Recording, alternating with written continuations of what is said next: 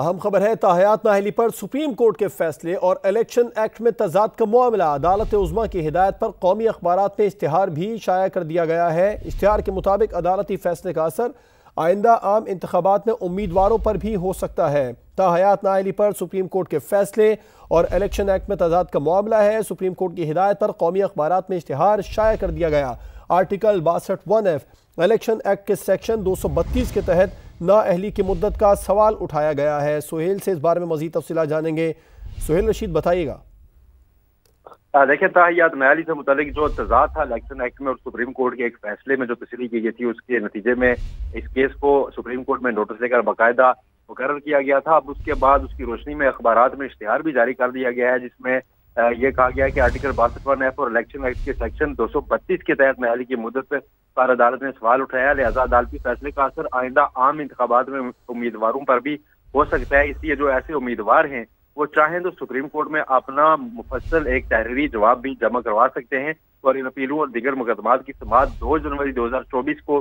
7 रुकनी larger bench करेगा। ऐसा भी इस इश्तिहार में बताया गया है। बुनियादी तौर पर एक केस की समाअत के दौरान गुज़श्ता हफ्ते सुप्रीम कोर्ट में यह मामला सामने आया था, जिस पर निशानदेही की गई थी अदालत की जानिब से कि चूंकि इस मामले में बहुत ज्यादा मुकदमाबाजी शुरू होने का इम्कान है इलेक्शन के दौरान, इसलिए बेहतर होगा कि सुप्रीम कोर्ट का एक लार्जर बेंच बनाकर वहां पर इस केस को, इस नुक्ते को एक बार तय कर लिया जाए कि अब सुप्रीम कोर्ट का जो फैसला है वो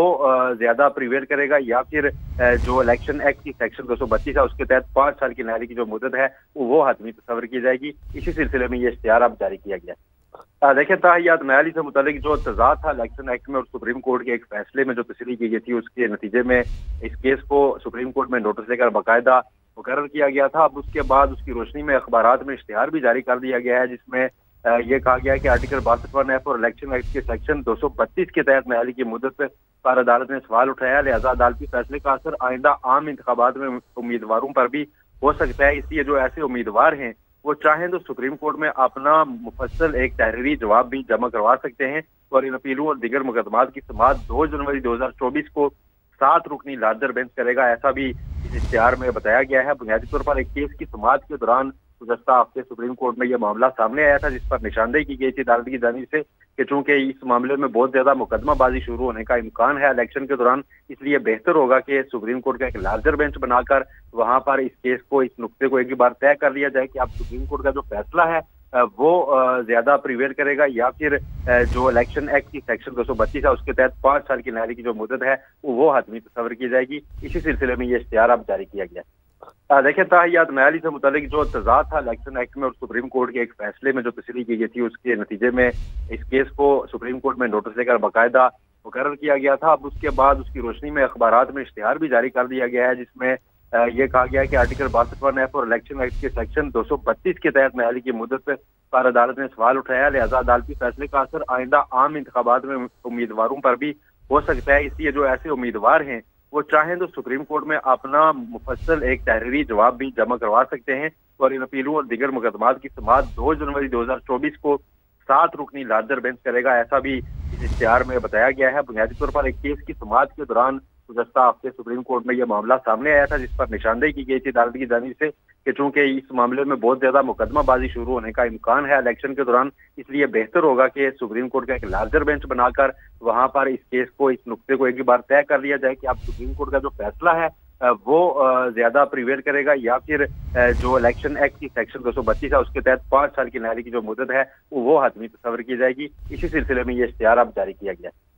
देखिए, ताहयात नाअहली से मुतालिक जो तजाद था इलेक्शन एक्ट में और सुप्रीम कोर्ट के एक फैसले में जो तस्रीह की गई थी, उसके नतीजे में इस केस को सुप्रीम कोर्ट में नोटिस लेकर बाकायदा मुकर्रर किया गया था। अब उसके बाद उसकी रोशनी में अखबारात में इश्तिहार भी जारी कर दिया गया है, जिसमें ये कहा गया है कि आर्टिकल 62(1)(f) और इलेक्शन एक्ट के सेक्शन 232 के तहत नाअहली की मुद्दत पर अदालत ने सवाल उठाया। लिहाजा अदालती फैसले का असर आइंदा आम इंतखाबात में उम्मीदवारों पर भी हो सकता है। इसलिए जो ऐसे उम्मीदवार हैं वो चाहें तो सुप्रीम कोर्ट में अपना मुफस्सल एक तहरीरी जवाब भी जमा करवा सकते हैं और इन अपीलों और दीगर मुकदमात की समाअत 2 जनवरी 2024 को 7 रुकनी लार्जर बेंच करेगा। ऐसा भी इस इश्तिहार में बताया गया है। बुनियादी तौर पर एक केस की समाअत के दौरान गुज़श्ता हफ्ते सुप्रीम कोर्ट में यह मामला सामने आया था, जिस पर निशानदेही की गई थी अदालत की जानिब से कि चूंकि इस मामले में बहुत ज्यादा मुकदमाबाजी शुरू होने का इम्कान है इलेक्शन के दौरान, इसलिए बेहतर होगा कि सुप्रीम कोर्ट का एक लार्जर बेंच बनाकर वहां पर इस केस को, इस नुक्ते को एक ही बार तय कर लिया जाए कि अब सुप्रीम कोर्ट का जो फैसला है वो ज्यादा प्रिवेल करेगा या फिर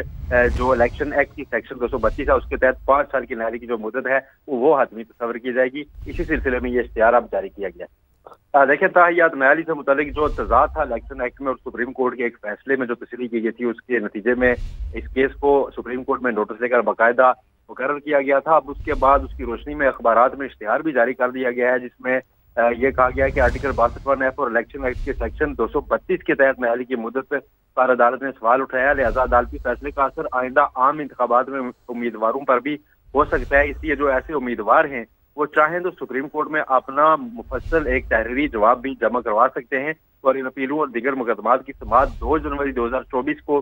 7 रुकनी लार्जर बेंच करेगा, ऐसा भी इस इश्तिहार में बताया गया है। बुनियादी तौर पर एक केस की समाअत के दौरान गुज़श्ता हफ्ते सुप्रीम कोर्ट में यह मामला सामने आया था, जिस पर निशानदेही की गई थी अदालत की जानिब से कि चूंकि इस मामले में बहुत ज्यादा मुकदमाबाजी शुरू होने का इम्कान है इलेक्शन के दौरान, इसलिए बेहतर होगा कि सुप्रीम कोर्ट का एक लार्जर बेंच बनाकर वहां पर इस केस को, इस नुक्ते को एक ही बार तय कर लिया जाए कि अब सुप्रीम कोर्ट का जो फैसला है वो